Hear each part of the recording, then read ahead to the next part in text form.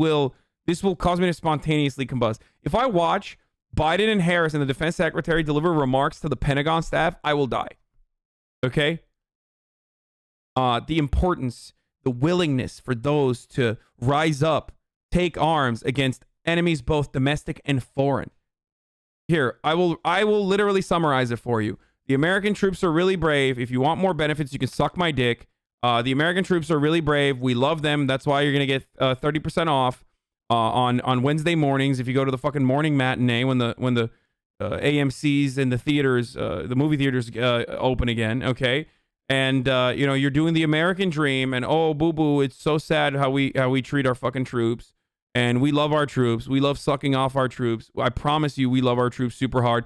Just not enough to fucking give them, like, you know, not enough to end the wars, not enough to fucking pull them from their overseas positions, and also not enough to actually treat them with the medical conditions that they got because they wanted like a shot at upward social mobility. And the only way to do that in this fucking godforsaken country is by literally selling your soul and body to the American government and then go and do unspeakable things that cause you to be irreparably fucking damaged for the rest of your goddamn life. But hey, on the upside, we respect you and we celebrate you, and we're going to fucking say we love the troops. And then we're going to scare the shit out of you every 4th of July by fucking, you know, blowing up fireworks and shit.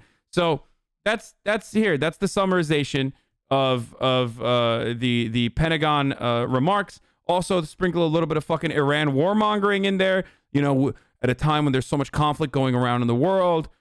She'll say stuff like, you know, the genocide in Myanmar and blah, blah, blah. But also, more importantly, Iran's nuclear program and their and how devastating that is to the sanctity and sovereignty of you know, American positions in the Middle East, but also American lives all over the world, but also just the lives of every single citizen around the planet. And that's why we need to, you know, increase the budget for Raytheon to build missiles that automatically lock onto Yemenis children, and that's why we're going to give them $700 gazillion. That's it. There you go. Here, that's the summarization. And also, we're expanding the surveillance state. Bye. There you go. I just fucking spoiled it for you.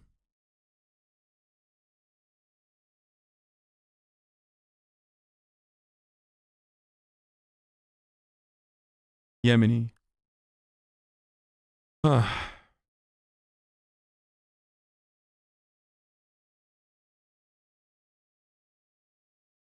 Just want to say I'm so glad you collab with the QAnon Anonymous podcast because I would have never found your content before. Yeah. Why are you so much more interested in the crap to watch than crap on YouTube? I don't know. Because I literally directly talk to you.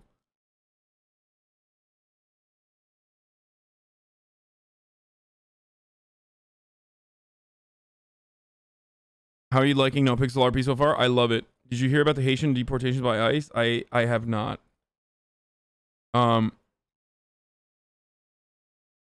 U.S. is pulling support for the war in Yemen. Oh, no, I know.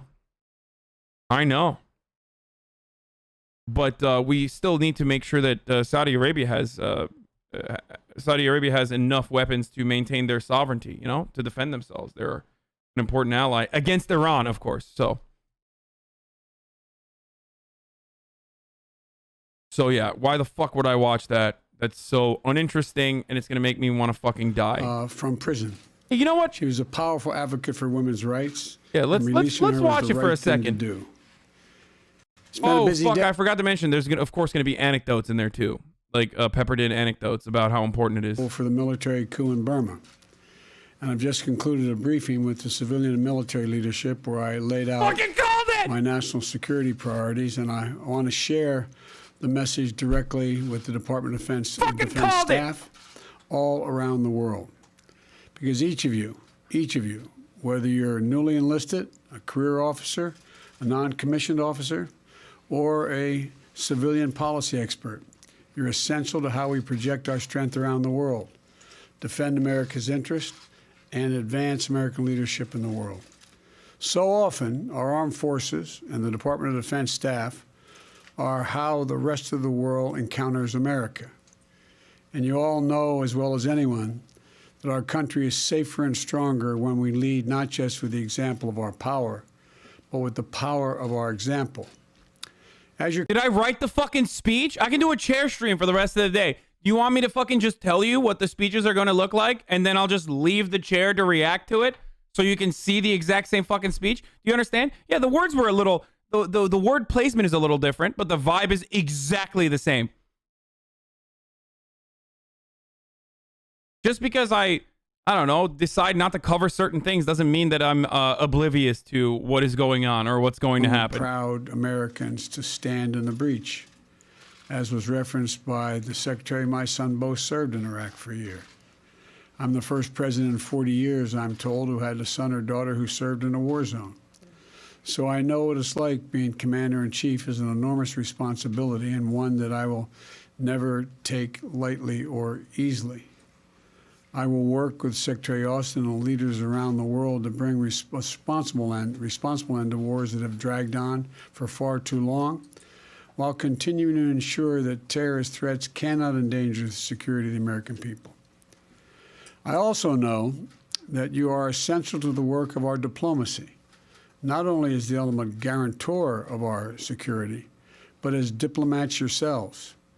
I got to know Secretary Austin when he was serving as commander of U.S. forces in Iraq. It wasn't just his excellent military leadership, but the many times I met him there, and his strategy. He was a consummate diplomat as well. He worked. Yeah, dude, nothing like some good old fucking non-soft power diplomacy. Yeah, he's saying, you know, the American military allows us to fucking carry a big stick, so that the soft power approach, the speak softly part of that equation also works. That's basically what it is. All right, Biden lover host Pago. What do you mean? How come every single president has a negative opinion on having troops abroad? Not one opposes imperialism. Because American imperialism is the reason why America is America. I don't know how else to describe it.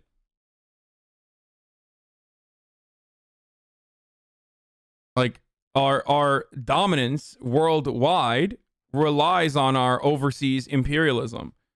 It's our main export isn't just brain cancer, actually, it's violence. Like, how else are we going to keep other countries that are developing in that position permanently and exploit their natural resources and send in foreign corporations to extract their natural resources at a tidy profit for, you know, American corporations? How else are we going to sell guns to both sides and then create an endless cycle of permanent violence? Decapitate leaders, okay, and then and one of the sides that you had armed in that process turns in and takes advantage of the power vacuum. Boom, do it again. Refresh every fucking 5, 6, or 10 years.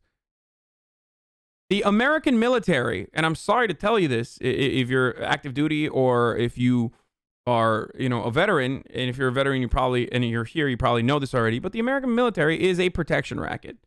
It is no different than the fucking mafia. We break stuff and then say, oh, wouldn't it be a fucking shame if someone were to come in here and break shit? You know, we gotta fucking put a base over here. That's it. That's all it is. And that protection racket is directly tied to the real fucking villains behind the scenes, being the military-industrial complex.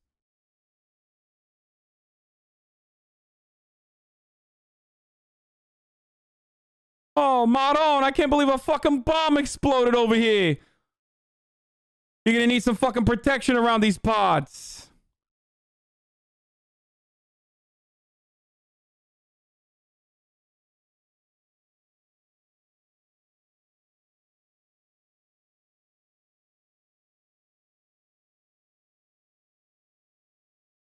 Anyway.